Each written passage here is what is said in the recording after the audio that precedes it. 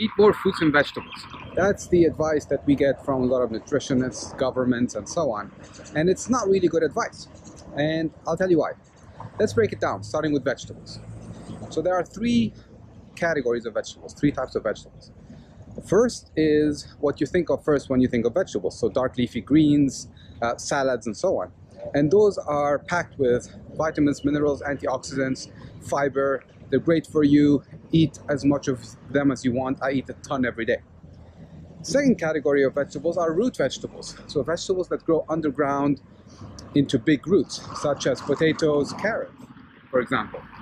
And those also have a lot of good nutrition in them, antioxidants, vitamins, minerals, but they also have a lot of carbohydrates. Doesn't mean we shouldn't eat them, it just means we need to factor in all that extra carbohydrate. We need to make sure that that's calculated into our intake of carbohydrates for the day, and we don't end up overeating carbohydrates without even paying attention. The third is grains. So rice and all kinds of grains and legumes also have a lot of good nutrition in them, but they also have a lot of anti-nutrients. Did you ever wonder why dried grains never go bad for years? Because they're protected by secreting chemicals that stop them from getting eaten by insects. So what you need to think about is all of those chemicals that are designed to stop insects from eating the grains, you're consuming them. You do it once a week, it's fine. You do it on a regular basis, you might end up actually getting digestive discomfort and some issues relating to that.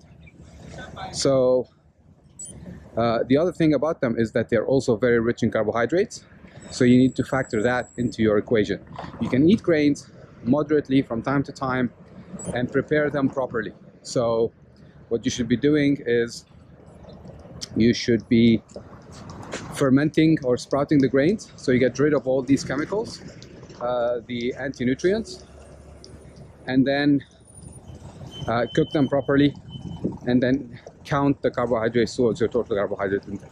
So that's when it comes to vegetables.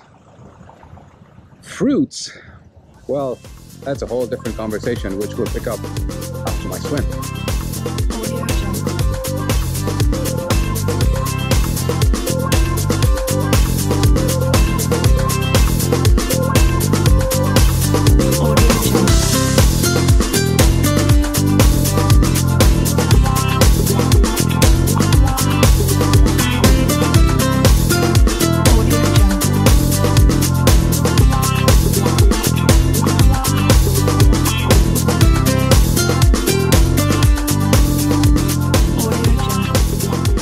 Okay, where were we? Right, fruits. So let me put this scenario for you. Imagine you go to a bakery and pick up a muffin, and let's make that a whole wheat muffin, and let's make that an organic whole wheat muffin. And sounds quite healthy, doesn't it? But it isn't, because it's full of sugar. So even though it has a lot of good things in it, minerals, fiber, maybe some protein from the eggs they put in the muffin, but ultimately it has sugar. And if you take something healthy and put sugar in it, it's no longer that healthy, and it should be consumed in moderation. So the thing is about fruits, I like to call them nature's dessert, because that's what they are. They are dessert. You wouldn't have dessert for breakfast, would you? You wouldn't have dessert after every single meal in the day, would you? Because that's what fruits are. But let's break it down. There are two categories of fruits. You have high sugar fruits and you have low sugar fruits. So low sugar fruits are things like blueberries, blackberries, strawberries, so berries in general, kiwi as well. They tend to be lower in sugar. So those tend to be far more healthy for you than something like a banana or an orange or an apple, which have, somewhere between 20 to 40 grams of sugar in them, depending on the size of the fruit and the kind of fruit and where it's grown, and has it been bred to be sweeter and so on. So you want to be careful with fruits because they are dessert. So treat them like dessert, and that's fine. So I'll usually have fruits after a workout, a hard workout where I know that my muscles have depleted their glycogen stores, so all that sugar is going to go into my muscles. Or I'll have it at the end of the day when I've had a low carb day throughout the day where I didn't eat a lot of carbs.